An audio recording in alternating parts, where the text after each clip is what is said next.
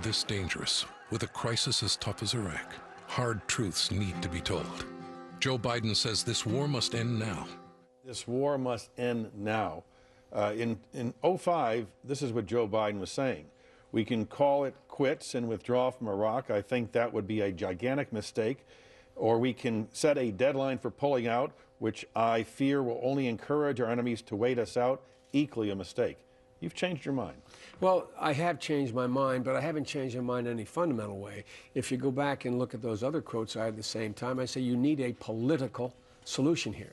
And there's time, I thought, back then, if the administration had been wiser, to generate a political solution allowing us to pull out. Now the situation we're in, if the president continues to insist on this strategically flawed notion of being able to establish a central government that can control Iraq before we leave, I ain't buying into that. I am not going to support American forces staying there. It's like pushing a rope. That's never going to happen.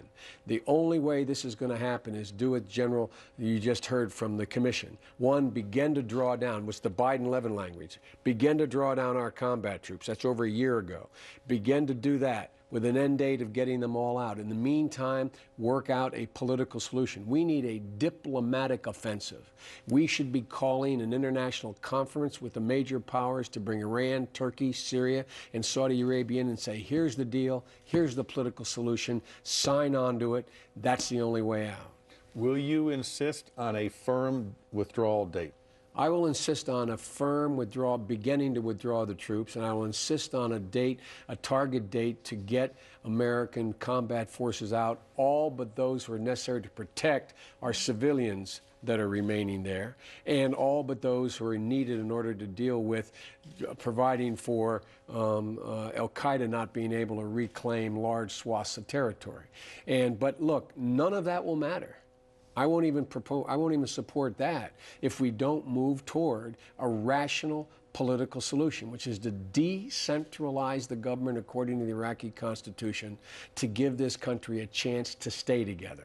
If you insist on it being a strong central government, it's not going to happen. We can't maintain our troops there. We shouldn't, and this country is going to split apart.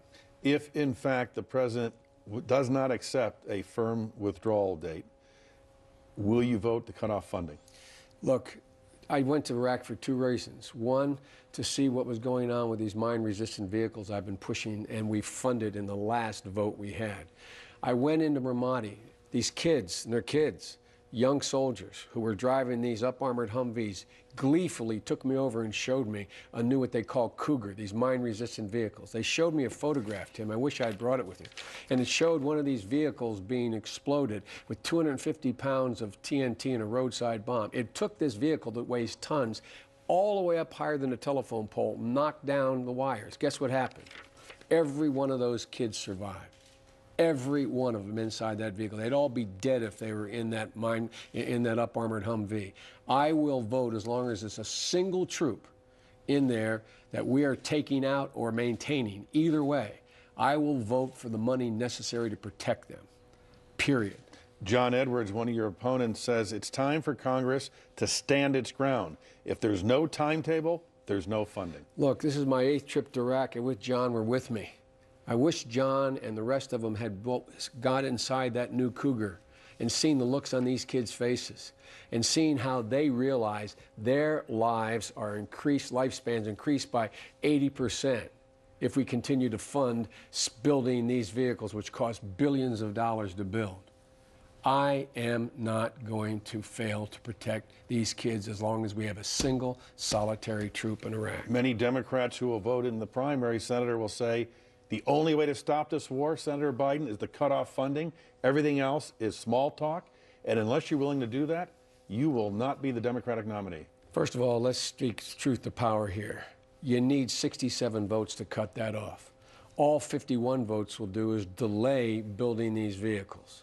And look, Tim, if you tell me I've got to take away this protection for these kids in order to be able to win the election, some things aren't worth it. Some things are worth losing over.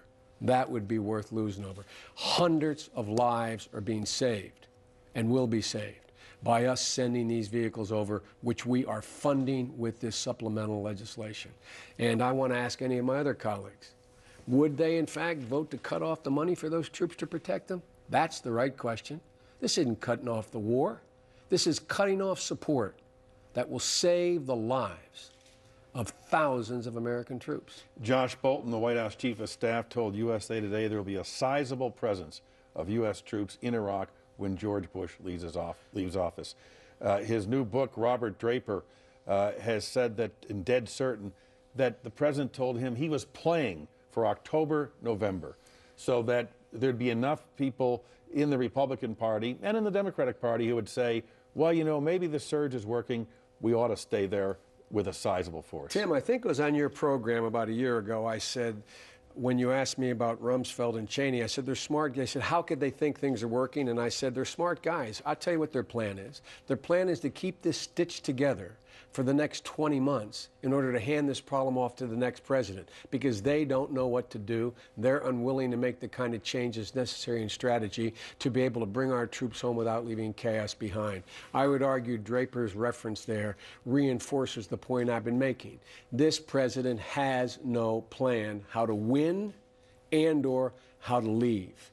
All he's doing is putting American forces in the middle of a civil war to maintain the status quo. That is unconscionable, and he's wrong. If the Democrats vote to continue to fund it, however, are they not compliant? No, they're not. Look, the funding of the war isn't the president has enough funds available to him. If we cut off another $90 million he may want, $1 billion, to continue to keep this going. Look, everybody says, Tim, how we cut off the funds of the war in Vietnam. I was there. I was a 29-year-old kid.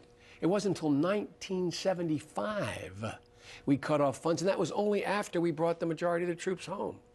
This is the president's war. Unless we get 67 votes to override his veto, there's nothing we can do to stop this war, but we must protect these troops. They're dying, Tim. We're up to 3,760, 26,000 wounded, and these are the bravest kids. And I know this sounds corny, but these kids are brave. Every day they get in these vehicles and ride down these roads, and some of them have already been blown up a couple times. We owe it to them, man. It's simple. Senator Joe Biden, we thank you for your views. Thanks.